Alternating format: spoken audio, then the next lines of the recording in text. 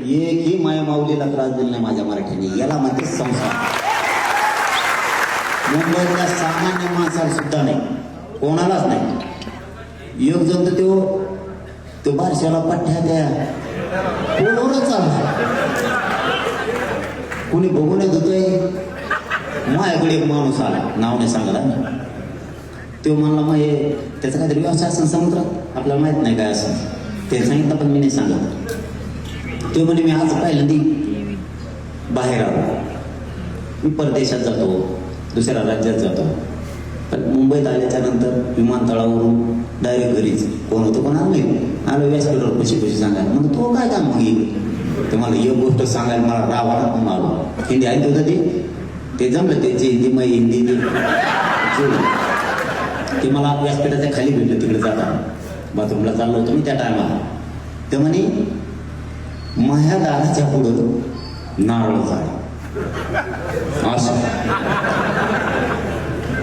कवाच बघित नाही बघा. त्याचं माणसं चाळे एक नारळ ठरलं व्हावं आणि मग बघितलं म्हणे आणि नारळ तर काढलंय मी, आता त्याला चाकू तर लागलं ना कापायला. मी बघतो म्हणे खिडकीतून, त्याने वरून तोडी दे खालचा टाकी खालचं म्हणे येतो तिथून लोखंडाचं गज बसले, त्याला भाल्यासारखं बसलं, त्याच्यात घातलं म्हणे पेलं पाणी नाही. म्हणजे तेवढं सांगायला आलो म्हणे, तो मी एवढा आनंदी झालो म्हणे त्या झाडावर चढणाच कशी. म्हणजे जे मुंबईला दोन गोष्टी माहित होत्या, नोकरीला जाणं आणि घरी येणं, त्यांना हे म्हणजे याच्याही पलीकडे एक जीवन आहे.